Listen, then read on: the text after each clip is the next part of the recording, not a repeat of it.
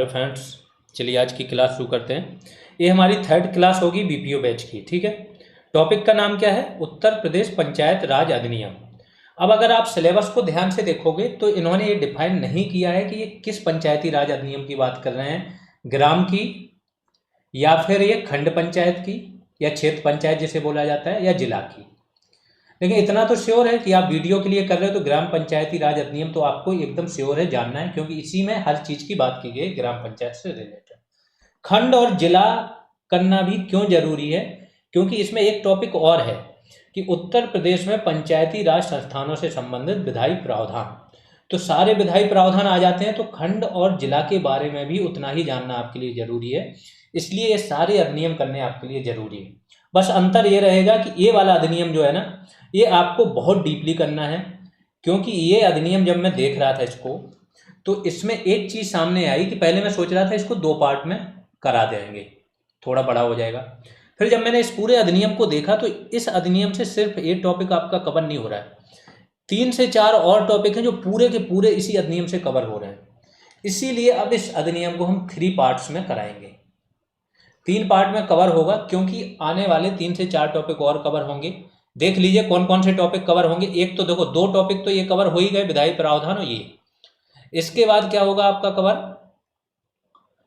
ये हो जाएगा उत्तर प्रदेश में पंचायत संस्थानों के संबंध में विधायी प्रावधान, स्वरूप और शक्तियां, आरक्षण की व्यवस्था, ये तो आज के में ही आ जाएगा आपका। राज्य निर्वाचन आयोग की भूमिका। फिर अगला टॉपिक है आपका ग्राम पंचायतों का गठन, पंचायतों की समितियां, ग्राम पंचायतों के अधिकार, दायित्व और कर्तव्य, ये भी आपका कवर होगा। यहाँ पे राज्य वित्त आयोग के बारे में बहुत डिटेल में दिया है, वो सारी चीजें जानेंगे, तो ये टॉपिक भी आपका पूरा कवर हो जाएगा। ठीक है, और आखिरी ग्राम पंचायत अधिकारी जो है आपका, ग्राम सेवक जिसे बोला जाता था, ठीक है, तो इनकी भूमिका भी सारी देखेंगे। वीडियो की बात हो रही है तो ये ग्राम विकास अधिकारी की बात होगी इसमें, और ग्राम पंचायत अधिकारी की भी इसमें बात है, तो वो सारी चीजें डिटेल में देखेंगे। ये सारे टॉपिक्स आपके सिर्फ इसी टॉपिक से कवर होंगे। आज की क्लास में भी 1-2 टॉपिक आपको कवर होते हुए दिखेंगे तो आपकी समझ एक बन जाएगी। इसलिए सबसे इम्पोर्टेंट टॉपिक यही है। अगर केवल धाराएं आ रही हैं तो 10 से 15 तो आपकी धाराएं आएंगी, वो तो यहाँ से कवर होगा ही होगा, प्लस अधिकार, कर्तव्य, संरचना, इससे रिलेटेड भी क्वेश्चंस आएंगे तो वो भी यहाँ से कवर होंगे। इसलिए ये टॉपिक का वेटेज आप समझ लो, एक योजनाओं का और एक इसका सबसे ज़्यादा होने वाला है, तो बहुत ध्यान से पढ़ना। चलिए स्टार्ट करते हैं। यूपी का पंचायती राज अधिनियम, जो मैंने बोला संयुक्त प्रांत पंचायती राज अधिनियम इसका नाम था। फिर जब यूपी का नेम चेंज हुआ तो ये भी क्या हो गया, उत्तर प्रदेश पंचायती राज अधिनियम। जब संयुक्त प्रांत था तब भी इसको यूनाइटेड प्रोविंस पंचायत राज अधिनियम बोला जाता था। कब पास हुआ? यूपी की विधानसभा से 5 जून 1947 को पास हुआ है। इसके बाद विधान परिषद से कब पास हुआ? 16 सितंबर 1947।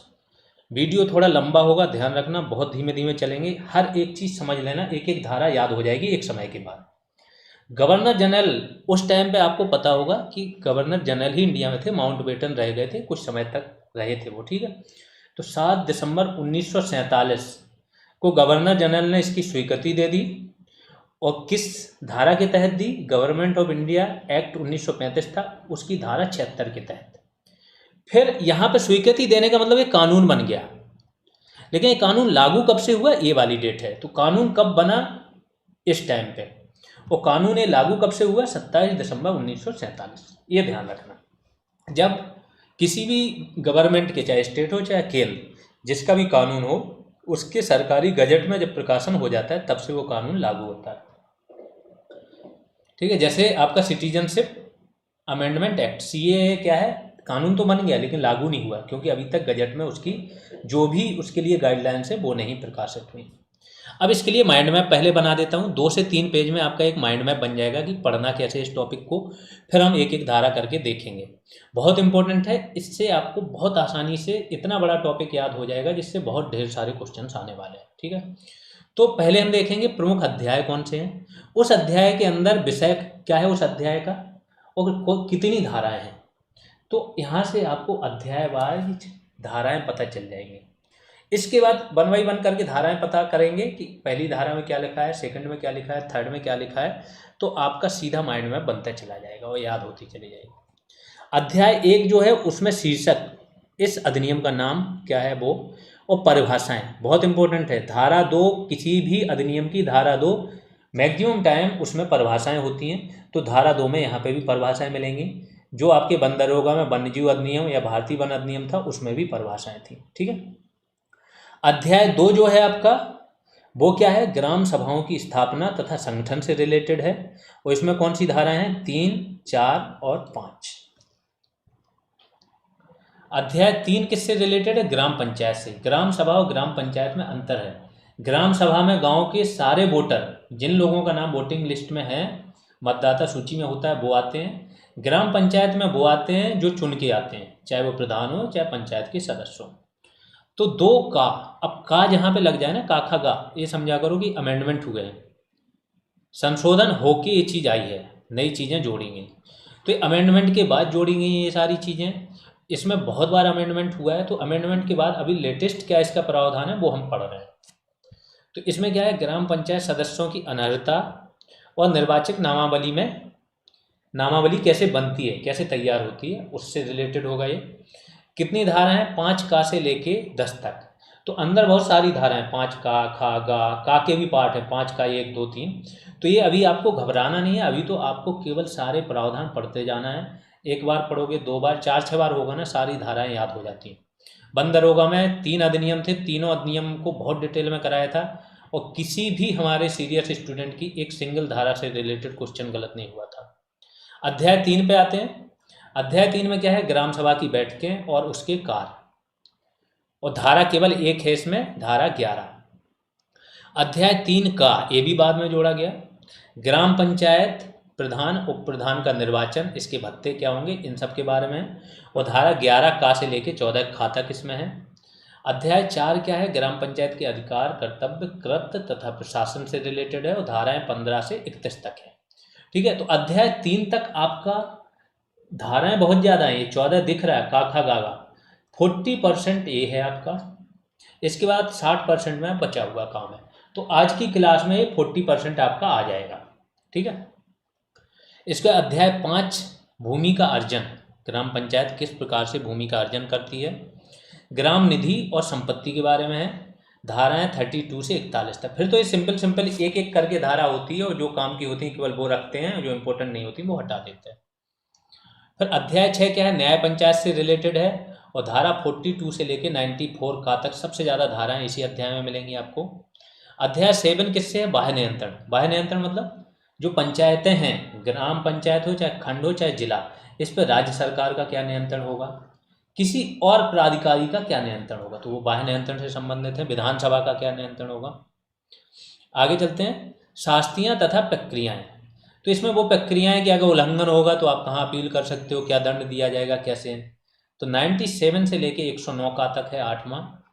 अध्याय 9 है आपका नियम, उपविधियां और निरसन। कुछ धाराओं का निरसन किया गया वो इसमें है, कुछ नियम है, कुछ उपविधियां हैं, 110 से 119 तक है। तो ये समझ लो कि ये सारी धाराएं, बाकी का 60% ही पोर्शन है, ये बड़ी ही सिंपल है, यहाँ पे ज़्यादा धाराएं नहीं है। पहले ही लेक्चर में आपकी मैक्सिमम धाराएं आ जाएंगी। ठीक है। तो चलिए शुरू करते हैं। अध्याय 1 की पहली धारा देखते हैं। पहले इसका नाम है, शीर्षक की बात की गई है। क्या बोला कि यह अधिनियम संयुक्त प्रांत पंचायत राज अधिनियम कहलाएगा। अब जब संयुक्त प्रांत का नाम चेंज हो गया तो यह अधिनियम क्या हो गया, उत्तर प्रदेश पंचायत राज अधिनियम हो गया। धारा 1 का सेकंड उपधारा 2, तो यहाँ पे ऐसे पढ़ना है, धारा 1 और ब्रैकेट में 2। ये क्या है, इसका विस्तार कहाँ होगा, तो विस्तार कहाँ से कहाँ तक होगा, संपूर्ण यूपी में होगा।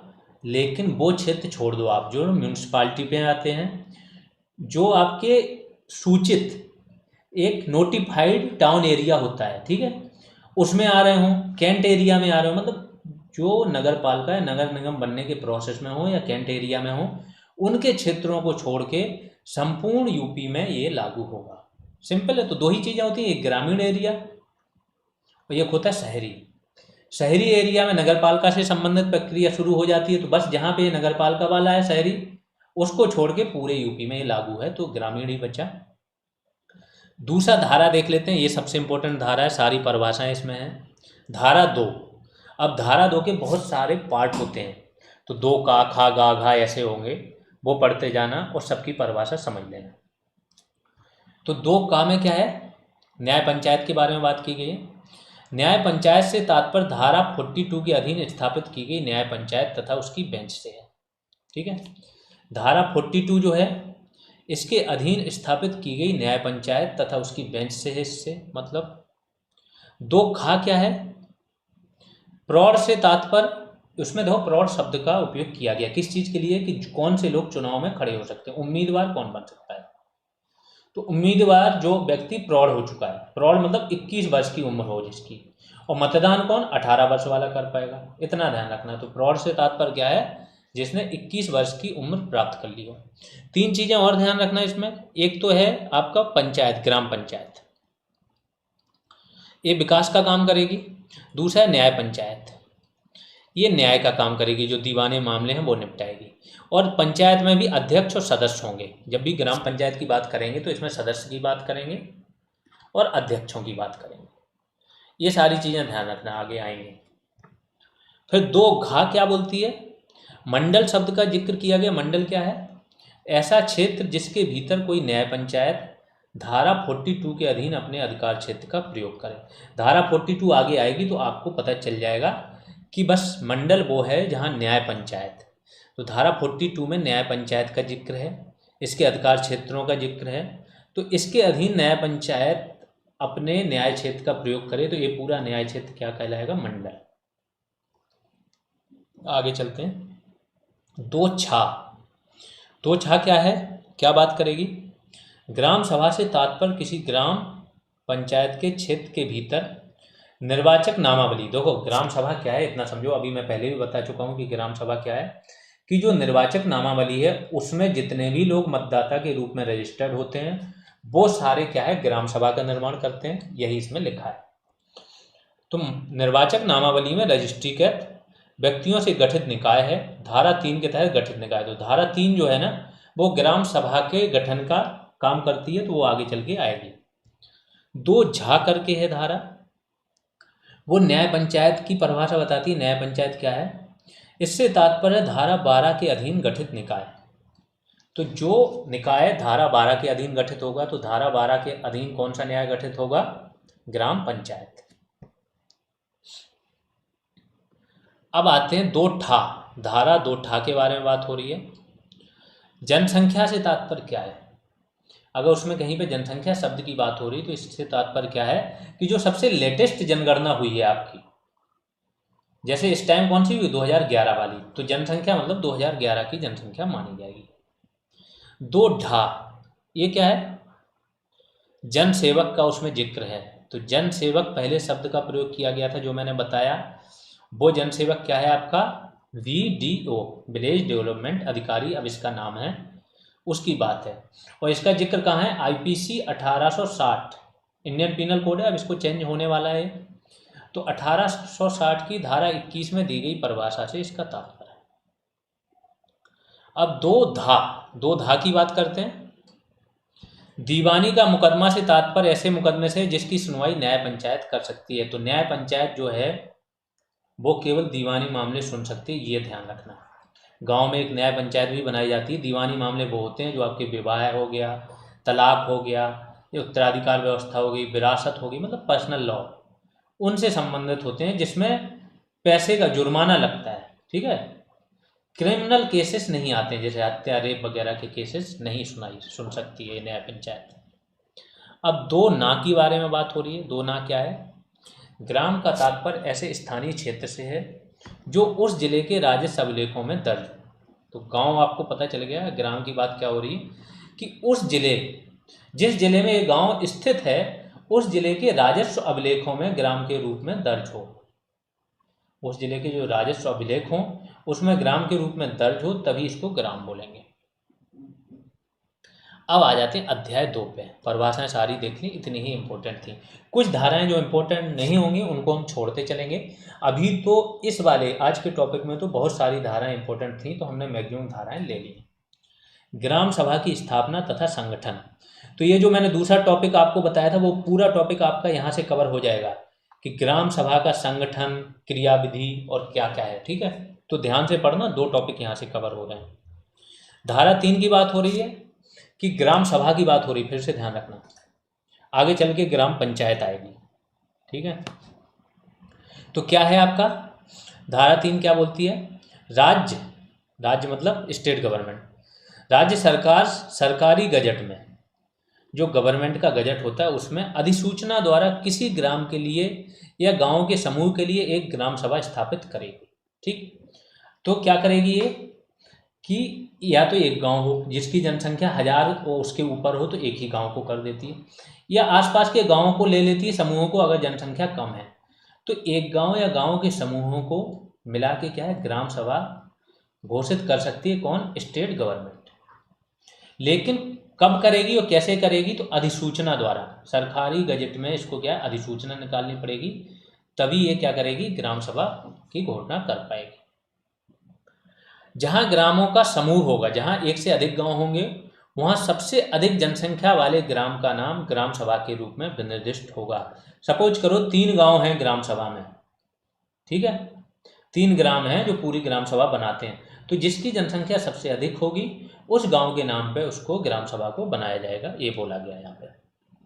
आगे चलते हैं, अध्याय 2 का दूसरा अध्याय, ये बाद में जोड़ा गया, जहाँ पे काखा गा लग जाए समझो ये अमेंडमेंट के द्वारा आया है। इसमें क्या है? ग्राम पंचायत सदस्यों की अनर्हता तथा निर्वाचक नामावली। तो ग्राम पंचायत का कोई सदस्य है वो अनर्ह मतलब अयोग्य कैसे होगा उसकी बात होगी, प्लस निर्वाचक नामावली कैसे तैयार की जाएगी, ये पूरे अध्याय में इस पर बात होगी।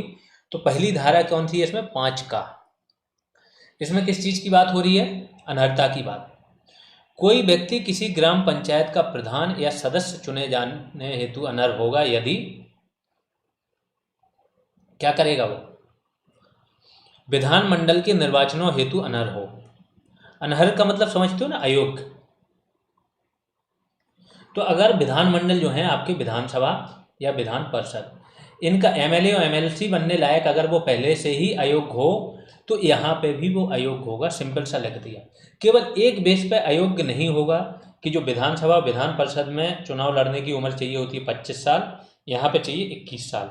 तो जो 21 से 25 साल का व्यक्ति भी है वो इन चुनावों के लिए तो अयोग्य होगा, लेकिन यहाँ वो क्या है? योग्य होगा, यही यहाँ पे लिखा है।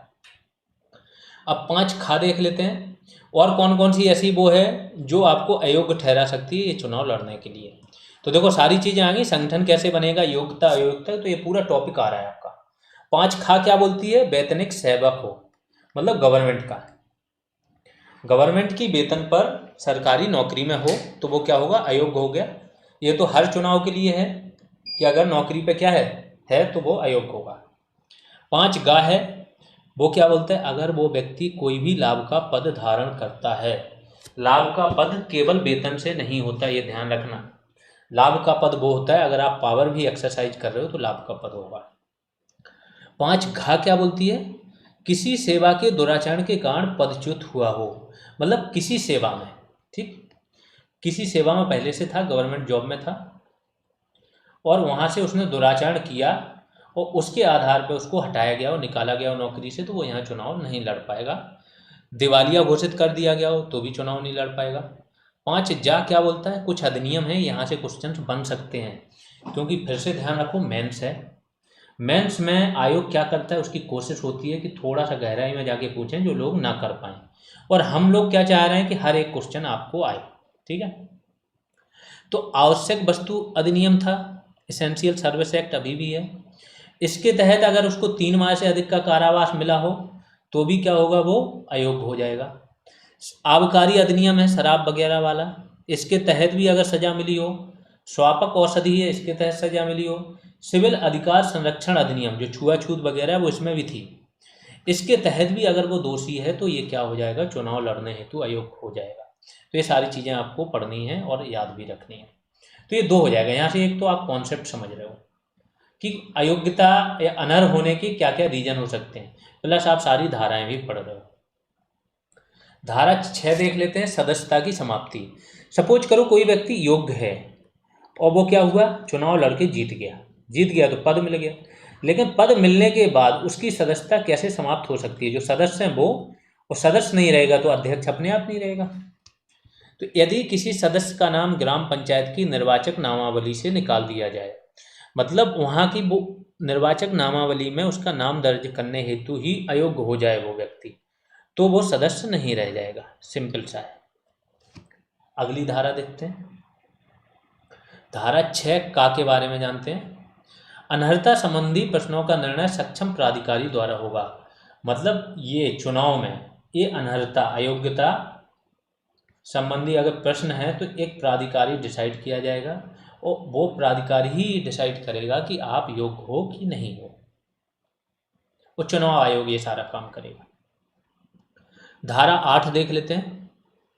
अगर किसी गांव की जनसंख्या में परिवर्तन हो गया समय के साथ, ग्राम पंचायत के क्षेत्र को नगरपालिका के क्षेत्र में मिला दिया गया, ठीक है।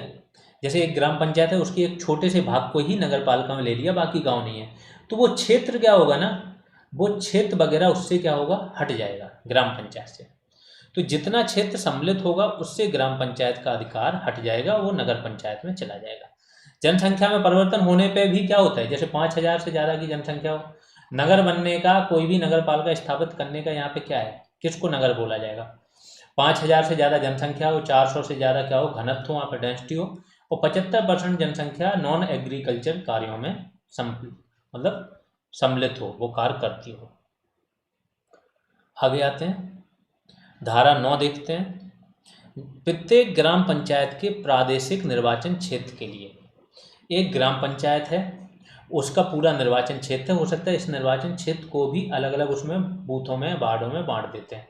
तो इस निर्वाचन क्षेत्र के लिए अलग निर्वाचक नामावली होगी, इस वार्ड की, इसके लिए अलग, इसके लिए अलग, और पूरी ग्राम सभा की टोटल मिला के हो जाएगी।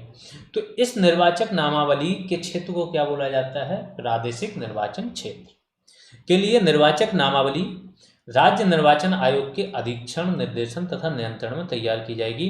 इतना ध्यान रखो, जो भी पंचायती राज है इसका पूरा चुनाव कौन देखता है, राज्य का निर्वाचन आयोग, पंचायती राज का भी और नगर पालिका नगर निगमों का भी। अगली क्या है, धारा 9(3) के बारे में बात हो रही है, 9(3). प्रत्येक व्यक्ति जिसने उस वर्ष की जिसमें निर्वाचक नामावली तैयार हुई है, मतलब जिस वर्ष निर्वाचक नामावली तैयार हो रही है, उस वर्ष की 1 जनवरी को जिस भी व्यक्ति ने 18 वर्ष की उम्र प्राप्त कर ली हो, उसका नाम उस वर्ष मतदाता सूची में दर्ज हो जाएगा, ठीक है। तो जिसमें निर्वाचक नामावली तैयार या पुनरीक्षित की जाए, मतलब इसका दोबारा से उसमें एडिशन किया जाए या तैयार की जाए, उस वर्ष की 1 जनवरी को अगर उसने 18 वर्ष की उम्र पूरी कर ली तो उसका नाम क्या है, निर्वाचक नामावली में रजिस्टर कर लिया जाएगा, यही इसमें लिखा है। आगे चलते हैं, 9(4) देखते हैं। अच्छा, निर्वाचक नामावली में भी रजिस्ट्रीकरण हेतु अयोग्यता क्या क्या है, किस बेस पे आपको अयोग्य ठहराया जाएगा, मतदाता सूची में ही आपका नाम नहीं रहेगा, कि अगर वो भारत का नागरिक ना हो, विकृत चित्त हो, विकृत चित्त मतलब पागल वगैरह, मानसिक रूप से थोड़ा सा डिस्टर्ब हो गया हो, और भ्रष्ट आचरण का दोषी हो, अगर वो भ्रष्टाचार का दोषी हो। अब धारा 9(6) देख लेते हैं।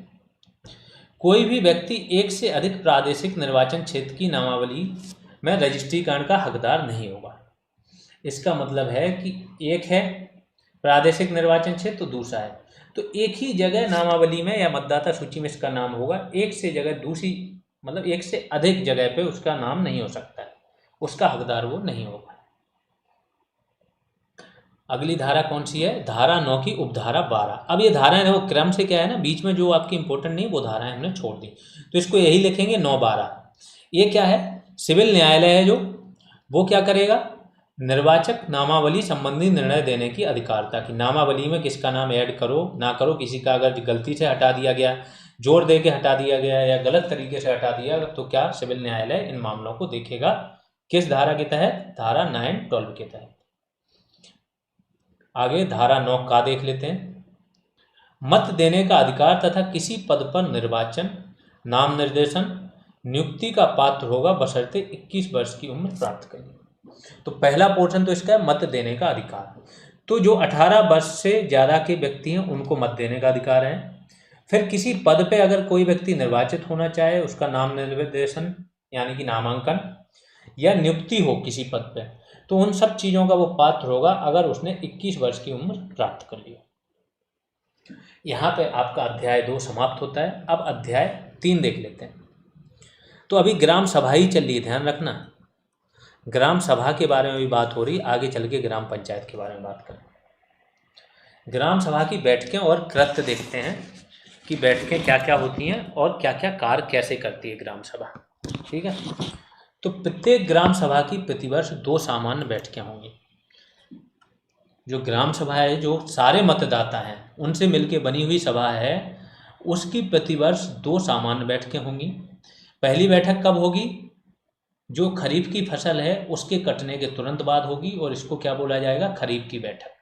तो ये बोले ना, ये आपका कॉन्सेप्चुअल टॉपिक है कि ग्राम सभा की बैठकें कब कब होती हैं, ऐसे भी क्वेश्चन आ सकता है। और दूसरा धारा से रिलेटेड आ सकता है। तो ये सारा, ये अधिनियम ही तो पूरा आपको रेगुलेट कर रहा है, पूरे ग्राम विकास को रेगुलेट कर रहा है ये आपका अधिनियम, इसलिए इम्पोर्टेंट है। तो दूसरी बैठक कब होगी? रबी की फसल कटने के तुरंत बाद, और इसको क्या बोला जाएगा? रबी की बैठक। इन बैठकों की अध्यक्षता कौन करेगा? ग्राम प्रधान, क्योंकि वही अध्यक्ष है। प्रधान क्या करेगा? नियत प्राधिकारी। नियत प्राधिकारी कौन है? गवर्नमेंट द्वारा, या तो गवर्नमेंट का जो प्राधिकारी है उसने दे दिया, बोल दिया, लिखित में दे दिया कि आप ये बैठक बुलाओ, तब तो प्रधान को बुलानी पड़ेगी। सपोज करो जो बीडीओ है, ब्लॉक डेवलपमेंट ऑफिसर, उसने बोल दिया ये बैठक बुला के ये चीज़ें पास कराओ, तो करानी पड़ेगी। तो या तो नियत प्राधिकारी द्वारा मांग करने पर, या जो ग्राम सभा है इसके सदस्य, टोटल जो सदस्य हैं उसके 1/5 सदस्य मांग करें अगर मिनिमम, तो मांग के 30 दिनों के भीतर किसी भी समय असाधारण बैठक भी बुला सकते हैं। तो वैसे तो नॉर्मली क्या होता है आपका, पूरे साल में 2 बैठकें होंगी, लेकिन अगर मांग की गई ग्राम सभा के 1/5 सदस्यों द्वारा या नियत प्राधिकारी ने मांग की, तो ये बैठक 30 दिनों के अंदर बुलानी पड़ेगी। प्रधान अगर ये बैठक नहीं बुलाएगा तो क्या होगा? ये जो नियत प्राधिकारी है इसको अधिकार दिए गए कि ये बैठक बुला सकता है। अगली धारा देख लेते हैं, धारा 11(2). अब ऐसी हर एक बैठक की एक गढ़पूर्ति होती है। गढ़पूर्ति मतलब मिनिमम सदस्य, इतने सदस्य अगर नहीं आए तो वो बैठक नहीं होती है। ठीक है, तो जैसे लोकसभा राज्यसभा है तो 1/10 सदस्य आने चाहिए, तो हर चीज़ की गढ़पूर्ति है। तो गढ़पूर्ति की संख्या कुल सदस्यों की संख्या की 1/5 होगी। यहाँ पे कितनी है? 1/5 है। गढ़पूर्ति के अभाव में अगर कोई बैठक स्थगित हो गई, इसके पश्चात पुनः गढ़पूर्ति नहीं हुई, फिर से बैठक हुई, फिर से गढ़पूर्ति नहीं हुई, तो इस बार गढ़पूर्ति की वजह से क्या होगा? स्थगित नहीं होगी। मतलब इस बार अगर सदस्य फिर से कम रह गए तो वो बैठक स्थगित नहीं की जाएगी, वो बैठक संपन्न की जाएगी, क्योंकि ग्राम सभा की बैठक है। फिर ध्यान रखना, ग्राम सभा के पास सुझाव देने की शक्ति होती है, निर्णय लेने की शक्ति ग्राम पंचायत के पास होती है। हाँ, ग्राम सभा के पास प्रधान को हटाने की शक्ति जरूर होती है। प्रधान को हटा सकते हैं 2/3 बहुमत से, वो आगे चल के बात होगी इसी टॉपिक पे। धारा 11(3) क्या बोलती है? ग्राम सभा प्रमुख विषयों पर विचार करके ग्राम पंचायत को सुझाव दे सकती है, केवल सुझाव दे सकती है। अब वो कौन कौन से विषय होंगे? प्रौढ़ शिक्षा हो गया जैसे, इसके बाद विकास कार्य हो गया, जल संचयन हो गया, हर एक चीज़ जो भी गांव के विषय हैं उन सब पे विचार करेगी और अपने सुझाव दे सकती है। यहाँ पे ग्राम सभा का काम खत्म हो गया।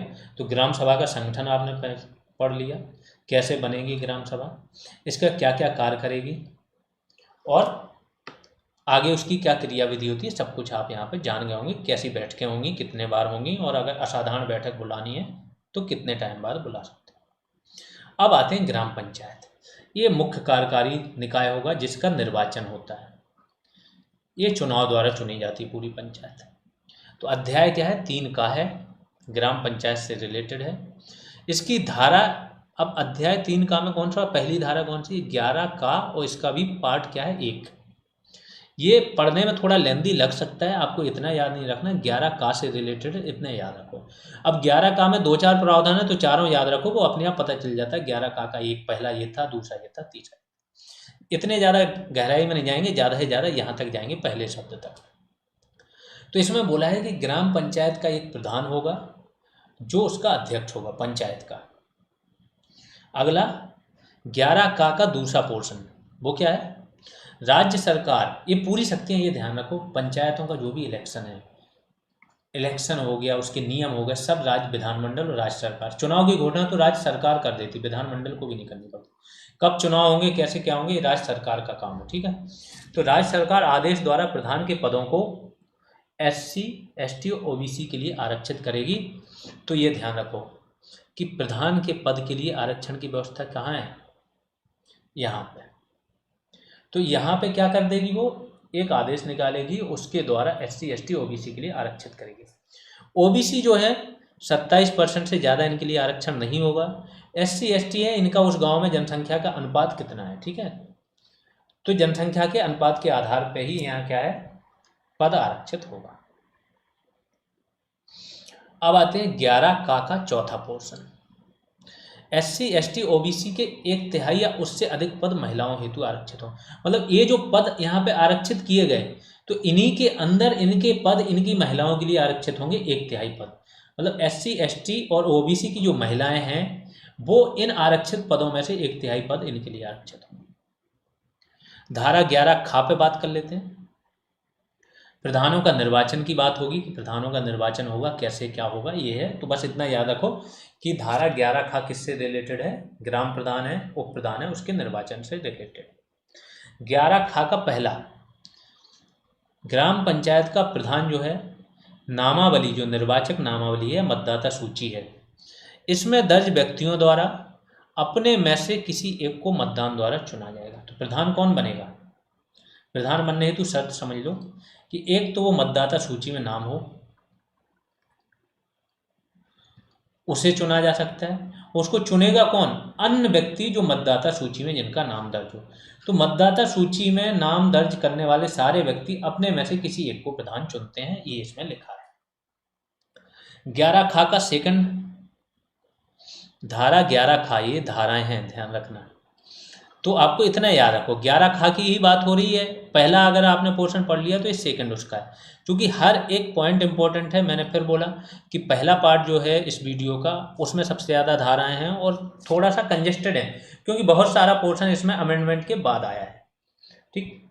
तो यदि प्रधान नहीं चुना जाता, अगर प्रधान का चुनाव नहीं हो पाता है, या जो पंचायत के सदस्य हैं, टोटल सदस्य, अभी सदस्य संख्या बताएंगे कि जैसे 1000 की जनसंख्या है तो एक प्रधान होगा, 9 सदस्य होंगे। 1000 से ज़्यादा है तो फिर सदस्य बढ़ जाएंगे, 11 हो जाएंगे। तो वो सारी चीज़ें बताएंगे, आगे आएंगी। अभी इतना जानो कि जैसे एक प्रधान है और 9 सदस्य चुने जाने हैं, तो प्रधान नहीं चुना गया और सदस्यों में से भी कितने, 2/3 से कम सदस्य निर्वाचित हो रहे हैं, ठीक। तो क्या होगा, 2/3 मतलब 6 से कम सदस्य आपके निर्वाचित हो रहे हैं।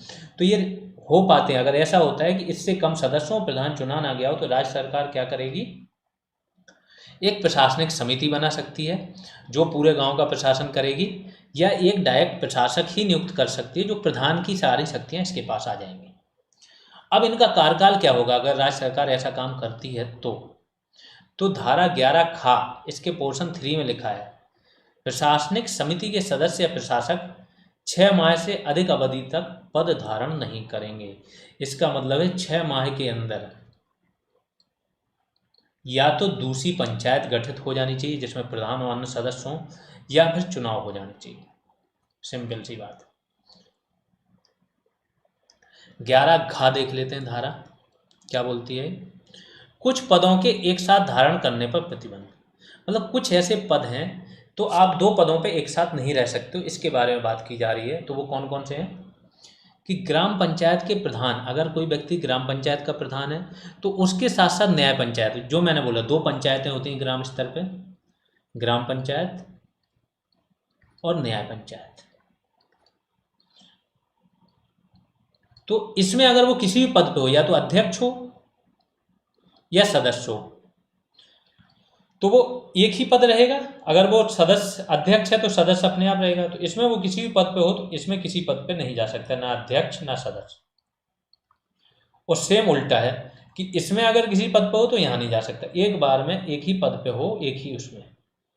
तो ग्राम पंचायत के प्रधान के साथ साथ न्याय पंचायत का पंच या सदस्य नहीं हो सकता है, या न्याय पंचायत का प्रधान है तो ग्राम पंचायत का सदस्य या प्रधान नहीं हो सकता।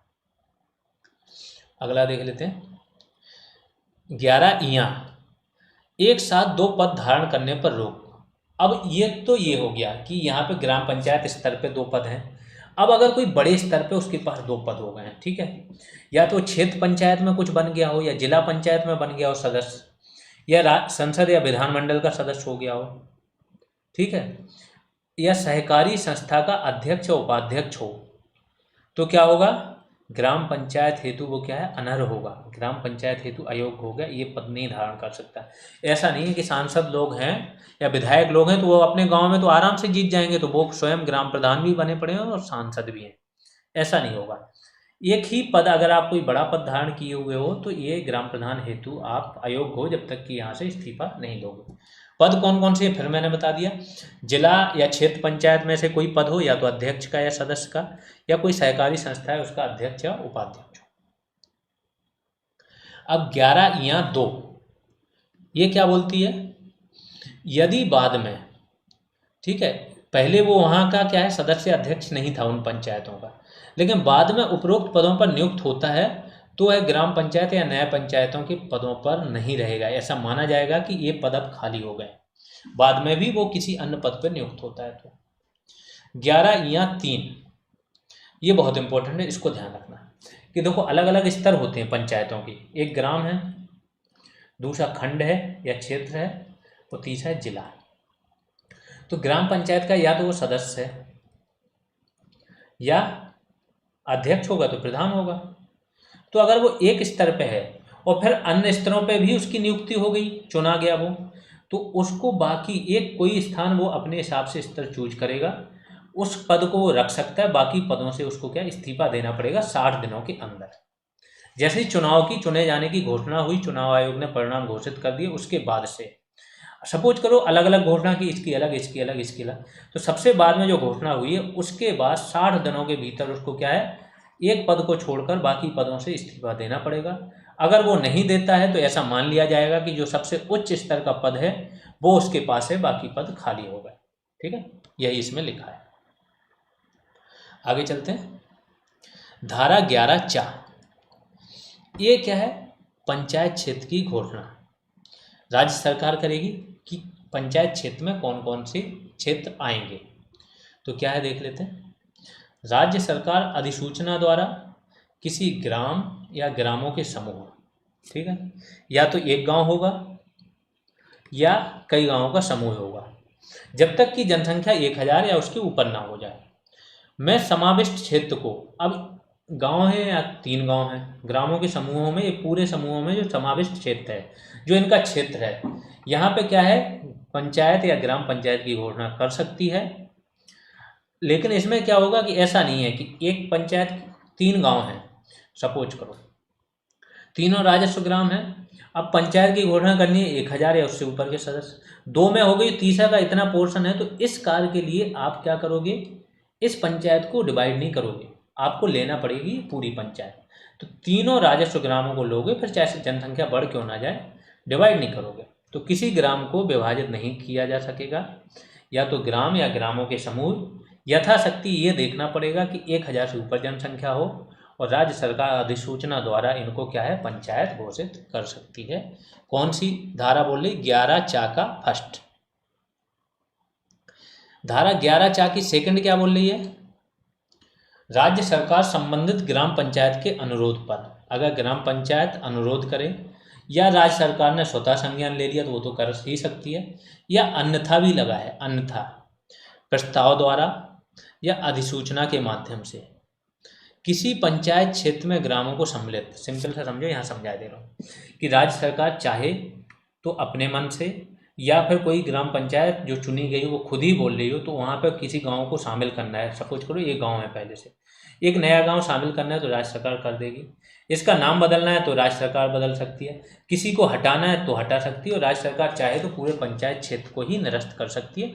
तो जैसे संसद को अधिकार राज्य बनाने के बारे में है ना, कि संसद किसी भी राज्य की सीमा में परिवर्तन कर सकती है, 2 राज्यों को मिला के एक राज्य बना सकती है, या एक राज्य के कई टुकड़े कर सकती है, नाम बदल सकती है, वो सारी शक्तियां ग्राम पंचायत के मामले में किसको, राज्य सरकार को प्राप्त है। अब आ जाते हैं धारा 12 पर, ग्राम पंचायत के बारे में बात करते हैं। धारा 12(1) का, पंचायत क्षेत्र के नाम पर ग्राम पंचायत संगठित की जाएगी। तो जो पंचायत क्षेत्र है उसके नाम पे ग्राम पंचायत को संगठित किया जाएगा। धारा 12(1) का गा, ये क्या बोल रही है? किसी ग्राम पंचायत में एक प्रधान होगा और कुछ सदस्य होंगे। वो सदस्य कितने होंगे वो देख लीजिए। अगर 1000 तक जनसंख्या है तो 9 सदस्य होंगे। 1000 से 2000 जनसंख्या है तो प्रधान तो एक ही होगा सारे गांव में, सदस्य बदल जाएंगे। यहाँ पे 11 सदस्य हो जाएंगे।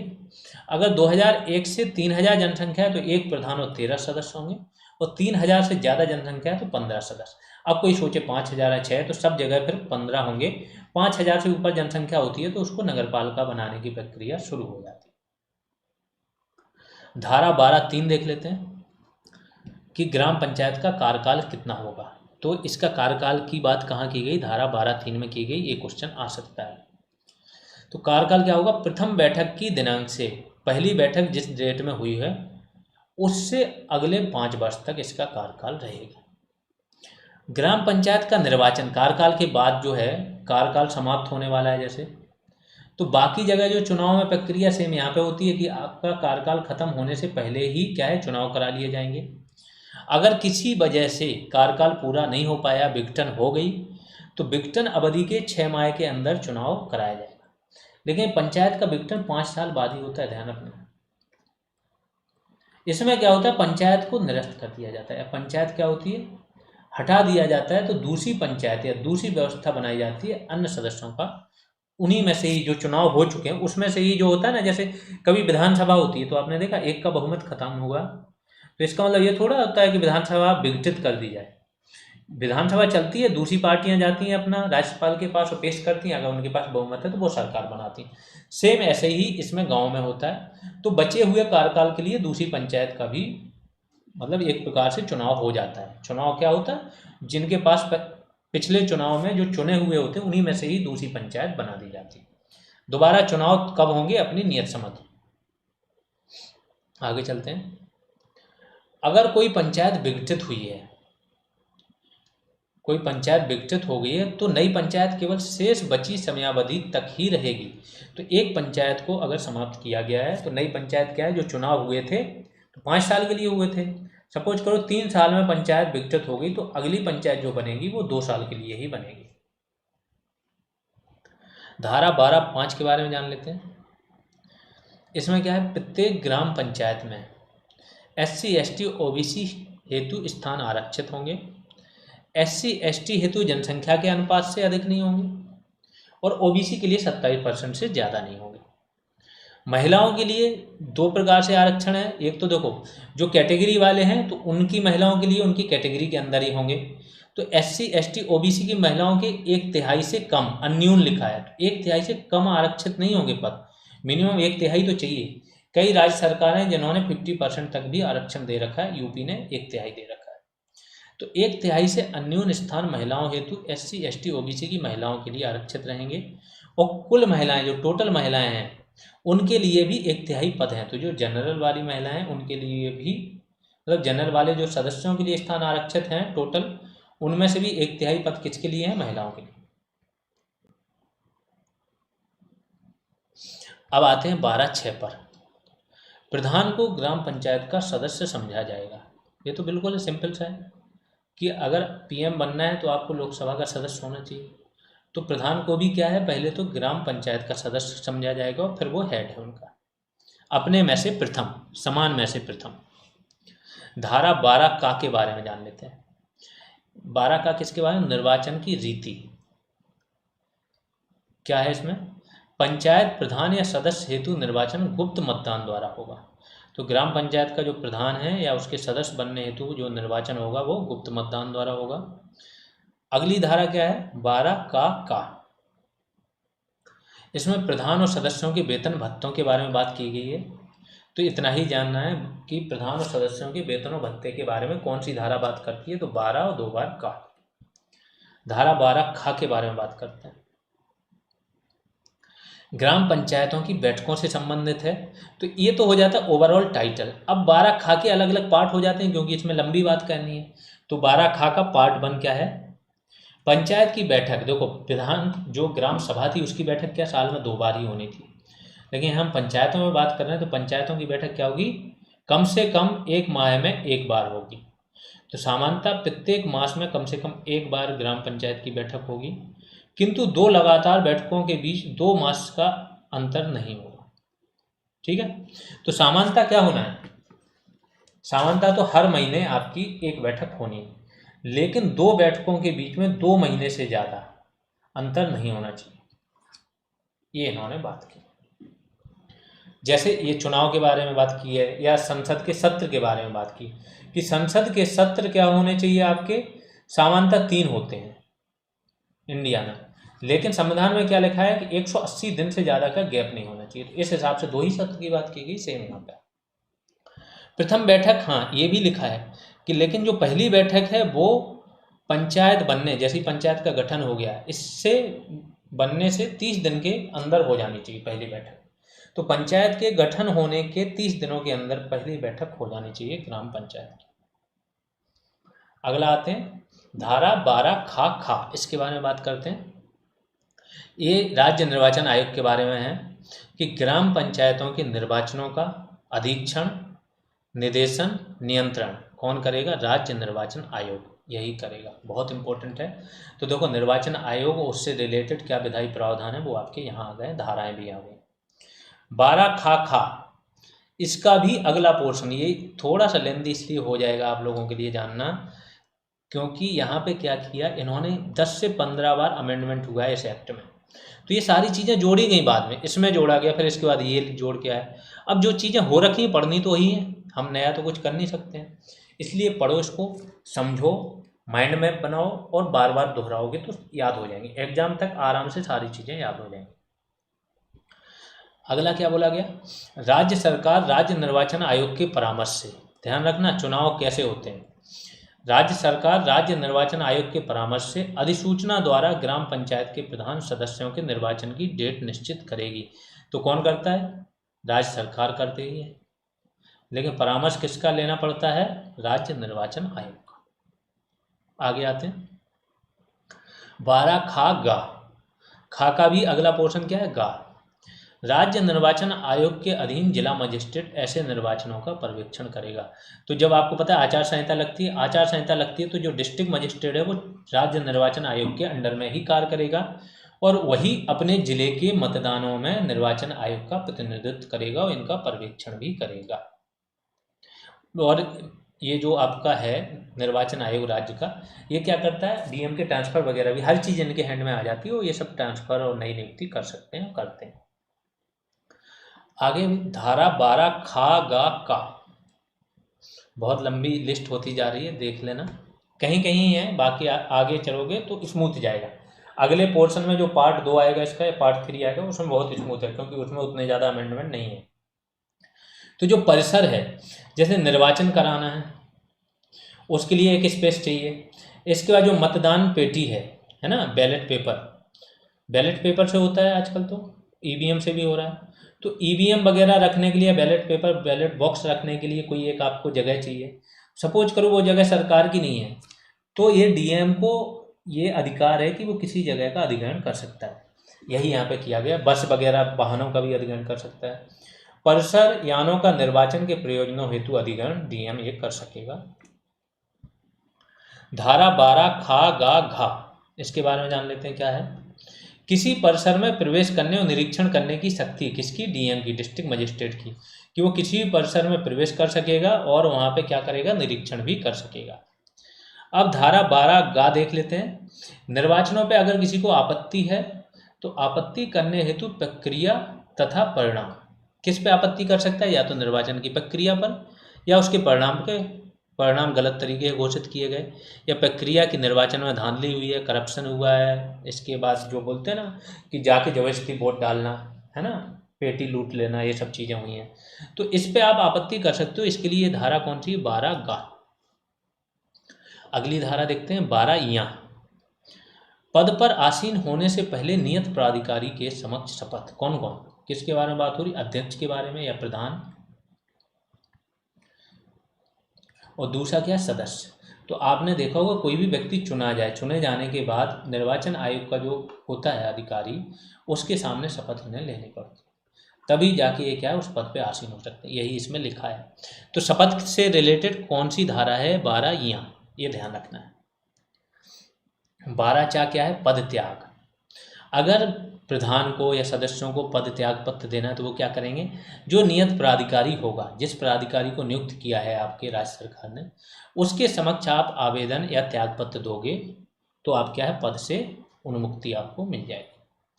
कुछ आकस्मिक रिक्तियां होती, मृत्यु हो गई, त्याग पत्र दे दिया, कुछ और हो गया, निर्वाचन को शून्य घोषित कर दिया, मतलब अमान्य, तो 12 जा इससे रिलेटेड है। मृत्यु, पद त्याग, निर्वाचन शून्य होने पर उस पद को शेष समय हेतु पुनः भरा जाएगा।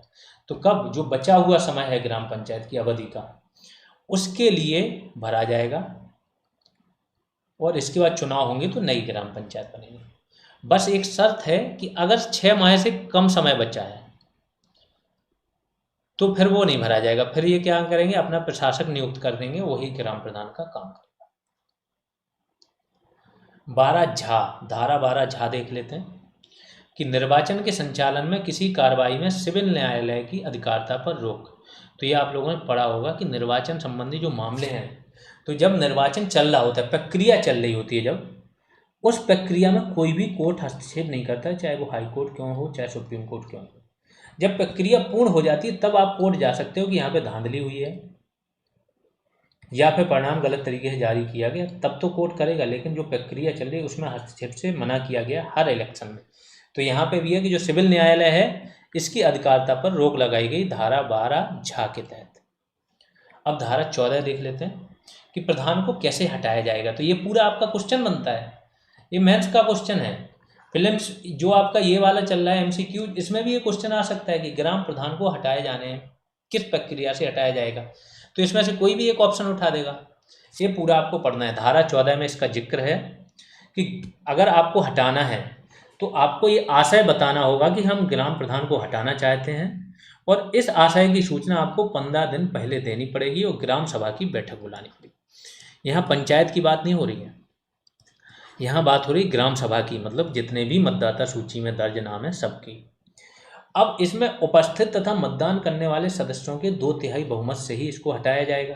दूसरा ये, तो जितने उपस्थित हैं और जो मतदान कर रहे हैं उसका कम से कम 2/3 बहुमत हो।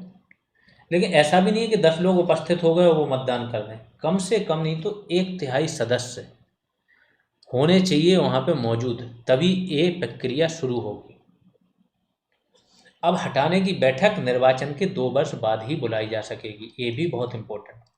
स्थिरता चाहिए किसी चीज़ में। सपोज करो कोई चिढ़ रहा है, कोई व्यक्ति ऐसा है कि जो कम वोटों से जीत गया, अब उसका जो प्रतिद्वंदी है वो भी पावरफुल है क्योंकि बहुत कम वोटों का अंतर था। उसने कुछ समय बाद जो सदस्य हैं ग्राम सभा के उनको बरगला के बोला कि हटवाओ उसको, तो हर 2 महीने अविश्वास प्रस्ताव आता रहेगा। तो वो नहीं, इसके लिए इन्होंने क्या बोला कि कम से कम एक बार चुन जाए तो 2 वर्ष तक वो काम करेगा, उसके बाद ही आप ये अविश्वास प्रस्ताव ला सकते हो।